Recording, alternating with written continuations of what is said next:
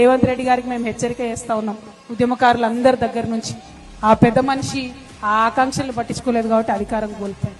మీరు కూడా ఈ ఆకాంక్షలను పట్టించుకోకపోతే బంగ్లా బయటికి గుంజుతారు. రెడ్డి గారు మిమ్మల్ని ఏం వదిలిపెట్టారు తెలంగాణ ప్రజలు.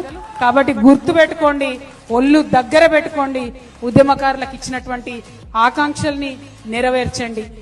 ఆనాడు అసూరు బాసిన వారందరికీ కూడా అమరవీరులకు జోహార్లు ఇస్తూ తెలంగాణ ఉద్యమకారులకు సంబంధించి కూడా ఇటీవల మరొక విజ్ఞాపన ఇచ్చినారు. తప్పకుండా ఈ నెలలోనే ఒక విధి విధానాలతో ఒక సబ్ కమిటీ వేసి తెలంగాణ ఉద్యమకారులకు 250 గజాల స్థలం ఇవ్వడం కావచ్చు, ఇతరత్ర ఏ అంశాలైతే మ్యానుఫ్యాక్చర్లు పెట్టిన ఉద్యమకారులకు సంబంధించిన అన్ని పూర్తి చేస్తామనేటువంటి మాట కూడా ఈ సందర్భంగా మనవి చేస్తూ ఈ అంశంపై ఎవరేం మాట్లాడాల్సిన అవసరం లేదు.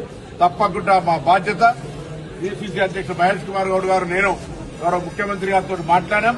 త్వరలోనే కమిటీ వేసి తెలంగాణ ఉద్యమం కోసం జైల్లోకి వెళ్లినటువంటి వాళ్ళు, కేసులు భరించినటువంటి వాళ్ళు, ప్రాణాలు అర్పించినటువంటి వాళ్ళు, ఇలా యాదగిరి సిరిపురం యాదగిరి గారి అమర దినం కూడా ఈరోజు ఈ విధంగా ఇటువంటి పరిస్థితులలో వారికి తప్పకుండా మరి మేమందరూ కూడా నివాళులర్పిస్తూ తెలంగాణ ఉద్యమకారుల ఆకాంక్షకు అనుగుణంగా ఈ ప్రభుత్వ విధానంలో వారికి సరి అయినటువంటి ప్రాతినిధ్యాన్ని కలిగిస్తామనేటువంటి మాట కూడా ఈ సందర్భంగా మనం చేస్తాం.